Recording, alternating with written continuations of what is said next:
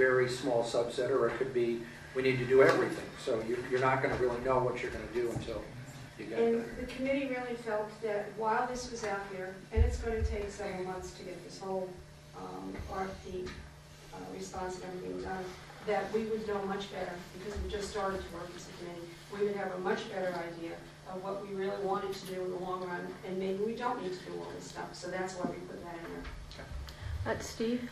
Yeah, in this whole RFP process, my worry, and that's not a good word, is that the master plan committee, as I see it, is charged with coming up with a comprehensive plan, of which we need a consultant. That's what this whole dance is about. But the way I understand it, once we come up with a master plan or a comprehensive plan, and the committee exposes it to the public through a public hearing, and then we come back and make changes or not, then we deliver that work product to the town board. And the way I understand it, the master plan committee would sunset at that particular point. It becomes a legislative job for the town board to take forward and go through their own timetables and procedures. The problem I have is that some of this RFP involves the handoff of the football, so to speak, to the varsity. And I'm hoping that you guys will just take a little bit of time and make sure your needs are covered from the end of our time to the end of your time. Because we kind of know what we need to get it to the end, our end, but not the whole way. And that any money issues, I know that you guys have to look at it to the whole stream, but I'd hate to see our particular project die because the big number is too big for you, but it wasn't because of our needs. There is a holistic view here. Thank you. You're absolutely right. It is the town. I'd like to have you guys make sure that whatever we're doing in here, if we're doing it for us and you, that you're represented well.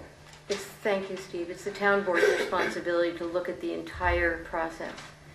And your work as a committee is part of the process. I understand that, but what I say is we're putting out an RFP for work like going through the environmental impact statements or the draft environment. We really have no concern in that. No. Or seeker, we have no concern on seeker. No. You guys. But I think that was pretty clear in the RFP. It was certainly clear in the letter that was the cover letter that was sent for us to us that stated that it's just getting a number.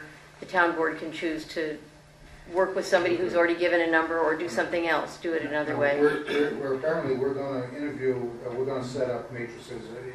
The committee's doing a good job on thinking how it's going to be whittled down, whatever the response is. Is there a particular point where you would like, the town board would like to be involved in the negotiations to make sure your segment is being covered the way you wish, or the people that are proposing that they do work for you guys, you have a chance to talk to? It's just not us elected. My recommendation would be that there be 2 members from the town board that participate in interviews. Okay. And then the result of that would be brought to the board. Yes. I like the partnership. Can what we want to do is really put together an outline of what we need to do and how we would like the board and the committee to work together.